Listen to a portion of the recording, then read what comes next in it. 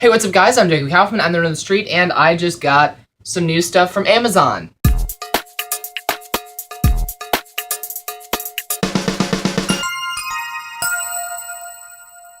I'm really excited that this stuff came in. As you can see, once again, not exactly settled into the new studio area yet.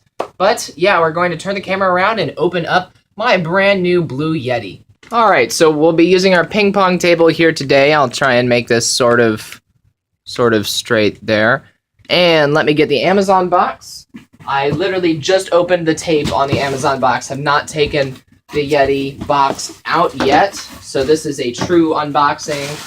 I'm not going to show you the Amazon box, but as you can see, we've got this awesome giant bubble wrap. Push that over to the side. And we have two things in here. One, of course, we've got, well, not of course, this is actually a pop filter that we got. That's a pretty big pop filter. That's nice. This is the just generic brand pop filter that Amazon recommends with pretty much all their microphones. It was pretty cheap. So yeah, I thought, you know, what the heck, trying to get into audio recording. So we'll shoot for a pop filter. So there's that. And then the star of the show today, the Blue Yeti. If you don't know, the Blue Yeti is a USB microphone made by the same company that makes the microphone called the Snowball. And we are going to take, there's a plastic wrap around the Yeti box, and I think this is the front of the box. I can't tell. Not big on this box design. Oh, here's the front. Never mind. It looks great. I was not big on the box design 2 seconds ago, but now that I can see which side's the front, yeah, that's fine. So yeah, as you can see, nice big shot of the Yeti. The Yeti is a kind of a large microphone. As you can see, it's got, well, you'll see it when we open it up. So we've just got some generic information. Sorry for bumping the camera here. Why don't I lower this a bit? So, yeah, I know this lighting situation. I thought that having light directly over us would be good. As you can see, once again, picture of the Yeti, and we've got 4 settings, infinite possibilities. The Yeti has 4 different settings you can turn it on. It's actually got kind of 3 separate, they call them capsules. So basically this contained 3 microphones, and those 3 different microphones can be turned to different settings, and they work together to get sound. Like there's a cardioid setting where it's just, it only takes sound from in front of it, or there's like the omnidirectional setting where it takes sound from all around it. So these 3 different capsules inside the one microphone case, they all work together to produce different sounds. As you can see, we've just got more information. The Yeti, I've been told, has very nice build quality. You know, we're just going to open it up. Those are the 3 different microphone capsules there. And on the back, as you can see, Yeti, we've got legendary ape-like creature who roams the Himalayas, and an incredibly versatile USB microphone found worldwide. And we've got the same thing in Spanish. So yeah, I'm really excited for this. The reason I went for the Blue Yeti over the Snowball is actually because the Snowball shoots in 44.1, I don't know the unit, but basically the Snowball is in CD quality, whereas the Yeti's in DVD quality. And if I sound like a noob for saying that, I'm sorry. I just thought that, I don't know, I wanted the Yeti, it's my money. You don't judge me. So yeah, as you can see, we've got pretty nice box design here. We're going to just pick this inner box up out of the other box outside it, and there we go. So we will slide, that's empty box, yeah, empty, over, and here we go. We've got an empty, just a hole on either end of this box. I know, unboxing is great. One of the, like the first video I ever did on this channel, I'm pretty sure I said I do not do unboxings, but I absolutely, I do unboxings now, because, you know. All right, this is why I brought my knife, so that we can cut open the tape here on the box. So as you can see, there's that side taped shut. So if I can just, as you can see, so there's tape, but still, this is a pretty nice package. Here we go. Slide out. Oh, okay, now this is the top. Getting really confused as to which side is the front, which side's the top. This is how you're supposed to open it. Open this with the door on top. This is so that when you get your Yeti, you don't open it incorrectly like I did. We've got a mini USB to USB cord, and that is mini USB, not micro. little bit different. Mini USB, unlike micro USB, is usually found on like Android phones and Windows phones. Mini USB is found on like digital cameras and things like that. So that's nice. I think this is a pretty long cable, if I remember. I forget the actual length, but if I take the bread tie off here, I know you guys are like, unbox the microphone, but you know, I'm gonna turn this around. I think that's how it's supposed to be, because that way you can actually see the thing here when I hold my hand over it, so you can, this glare that you're getting in the camera, I don't know what the deal is, but yeah, as you can see, pretty long microphone cord, or USB cord. USB microphones have an advantage over analog microphones because analog microphones have absolutely great quality if you've got really good quality cabling, and also if you have a good interface to get the analog signal from the microphone into a signal that can be read by your computer, such as a really nice sound card.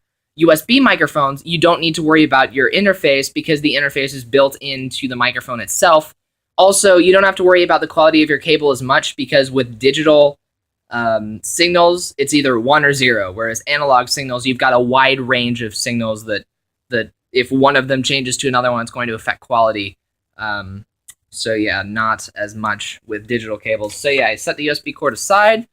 Here we have Yeti, the ultimate USB microphone for professional recording. That's actually kind of funny because there is something called the Blue Yeti Pro that's kind of an upgraded version of this, but I don't care. It's way more expensive, and this one should do everything I need it to. So yeah, we've just got some stuff here, some different just how to use everything. So I will go through that later. But for now, what we've all been waiting for, there are 2 little kind of tabs in the styrofoam here. Am I taking this out of the box correctly or not? Maybe if I stand this up, I have no idea how this is supposed to come out. Maybe you are supposed to stand it up. Yeah, you're supposed to stand it up, I think. And is it upside down? Oh my gosh, it's upside down. No, it was right side up. Guys, professional unboxing right here.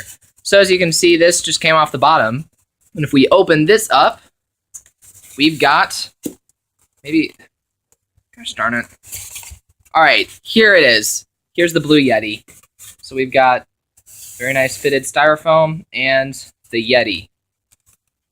And this looks really nice. I was concerned about getting the gray version. I actually wanted the black version, but I figured out that the entire reason they're selling the black version is probably just to trick people into thinking that it's the Yeti Pro, even though it's not. It's the same as this, just black. So out of principle, I went ahead and got the gray version.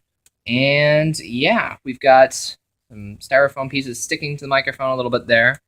Here we go. We've got one of these do not eat things, just in case you were going to eat your microphone. Do not eat. And here is the Blue Yeti. Now, obviously, this is the bottom. This actually comes folded up like this. This is very nice. This is a nice stand. The stand is very heavy. Not very, very heavy, but the stand is a pretty good quality stand. It's certainly holding up to its weight. As you can see, if I tilt this back here, well, maybe I should show you. This is the bottom of the microphone. We've got a mount. This is not a plug. This is just a mount. If you want to screw this onto a universal microphone mount in a professional environment, you can do that. Mini USB port there, and this is a headphone jack. So if for some reason you need to use a 3.5 millimeter audio cable, which is not going to be nearly as good quality as the USB cable, then you can use a 3.5 millimeter cable into your computer. Or what they say this is for using headphones to listen to what you're saying real time. But yeah, you could plug that into the microphone jack on your computer. Why would you? It's going to be way worse quality. This is going to be a much better quality thing if you use your USB port over here. So yeah, we've got knobs on either side that just kind of tighten or loosen the microphone.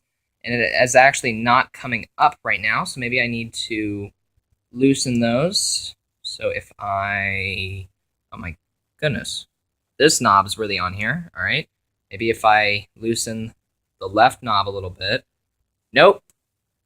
Maybe if I loosen the right knob, if I can. This is really solid, guys. I can't. Is it lefty loosey? Like, is that how it works here? I can't figure out. Ow. All right, that's just getting stupid. I mean, I'm happy that the stand is good quality, but yeah, this is kind of difficult to use here. Okay, according to Google, I'm the only person in the world having this problem. I'm gonna completely take off this side again. What the heck? I really don't want to damage this, you know. Yeah, this stand is horrible to work with. I'm gonna stop the camera and start it again once I get this stand going. All right, so apparently what you have to do is you have to just push really hard. Be careful, but literally, like, it worked when I pushed it really hard to make it pop up. So, and now neither side is super tight again. Now I can turn both sides. So yeah, this is the Blue Yeti, once again. It is a foot tall, I believe, at full height. And yeah, it's a pretty nice microphone. Now, as you can see, it's kind of made with the classic style where it's got the dome top, but you actually don't want to talk into the top of this. This is a side address microphone. You want to talk into the front of it if you're using it in cardioid mode. If we take a look at the front here, this is a very nice kind of, I don't know, microphones look cool. Anyway, very nice style here. I really like how this looks and how it feels. It is certainly not cheap. I thought it would feel cheap. All right, the volume button feels cheap, and the mute button's not too bad. People were complaining about the volume button and the mute button a lot. I can definitely see how the volume button's kind of cheaply put together, but you're not going to be touching that a lot because that's not actually the microphone volume. That's actually just for the headphones if you have those plugged in. So yeah, mute button here, volume button for the headphones only right there, and a nice blue logo right there. And yeah, like I said, if you're worried about this looking plasticky, I was kind of worried about it looking like plastic. It does not. You can tell that it's very heavy duty, very solid aluminum here, and it is very nice. At least I think it's aluminum. And yeah, if I tilt the microphone back a bit, you can see there's a little bit of space between the bottom of the microphone and the bottom of the stand. The stand is very heavy. Like, it's not super heavy. I can easily lift it, but it's certainly heavy enough to support the microphone. It's certainly not going to wobble. If you wobble your table, your microphone's going to be fine. Obviously, you don't want to wobble your table while you're recording because that will lead to bad sound, but if we turn the microphone around to the back here and we tilt it back up this way, this is the volume for the actual microphone. It says gain. Yeah, these buttons, as expected, like I read online, the buttons on the back are much higher quality than the buttons on the front. So yeah, we've got a gain knob there, and this is the maximum. We can go down to the minimum, and you probably want it at 50% or less, I've heard. I will let you know once I start using it for a little while. And then here's the pattern switch. Sorry, lighting once again. Pattern switch, and right now it is on. If you take a look at the box here, it's also in the manual, but right now it is on stereo mode. The icons are on the box. So it's on stereo mode right now, which will pick up sound from this side, and kind of like if you listen back through headphones that have, one headphone on one side, one headphone on the other side, you will hear anything that was on the left side of the microphone through your left headphone, anything on the right side of the microphone through your right headphone. Next, we've got omnidirectional. This is a very solid switch here, or clicker, whatever it is. You can physically hear it click, so that's nice. Omnidirectional, it basically records all around the microphone. Now it's going to be the lowest quality sound, so you don't want to use it just for anything. But if say you're recording a podcast and everyone's sitting around a table, or say you're doing like a conference and you only have this microphone, you don't have a microphone for everyone, omnidirectional will pick up everything around you and save it all to a mono file, I believe. If we turn it to the next one, this is cardioid, and cardioid is what you want to be on if you're using this for yourself most of the time, because cardioid, once again, it's going to pick up sound from the front and not as much sound from the back. It's basically, cardioid is just picking up what's directly in front of it.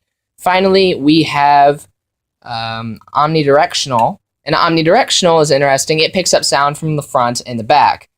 So if you're conducting an interview and you could be sitting at the front of the microphone, and whoever you're interviewing can be sitting at the back of the microphone, and you can both talk, and it won't be like stereo. If you were doing stereo and one was on this side, one was on that side, it would be, your left ear all the time and your right ear all the time, like the different people would be coming out of the different ears. That would be kind of weird. Omnidirectional is front and back. So once again, I'm going to turn it to cardioid, because that's what I'll be using it on most. And I'm going to turn this back around. I already showed you what was on the bottom.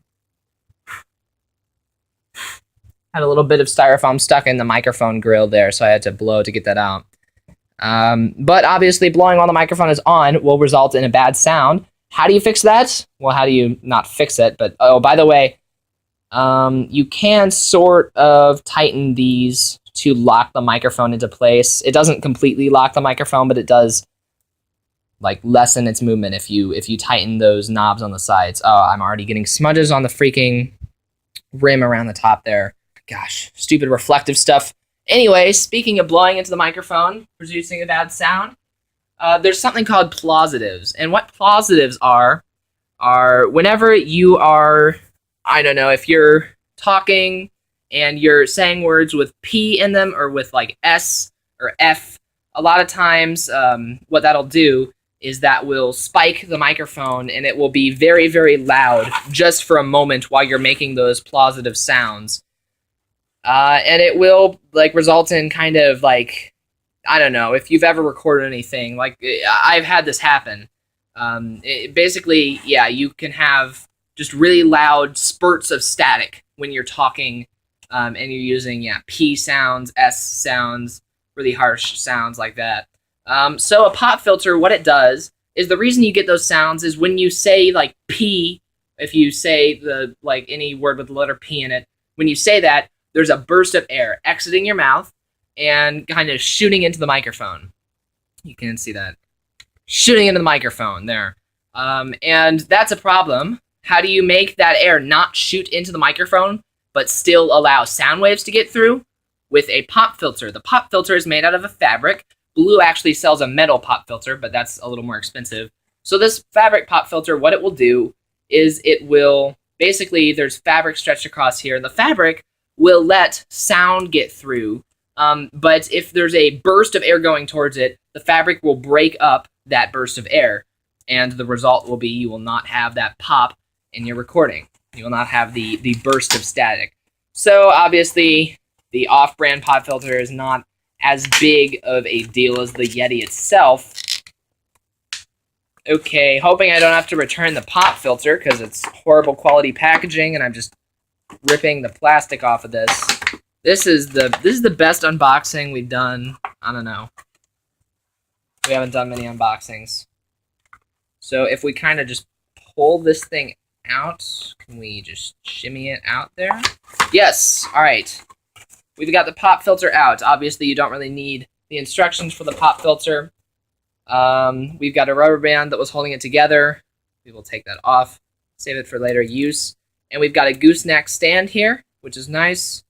I've got some lamps and things with gooseneck stands, if you don't know what I'm talking about. Hang on a moment, I'm getting the rubber band off. There we go. So the gooseneck stand, it's those kind of looks like a spirally thing, and you can move it wherever you want, as you can see, and it will, like, the gooseneck stand will hold it wherever you place it. So really nice.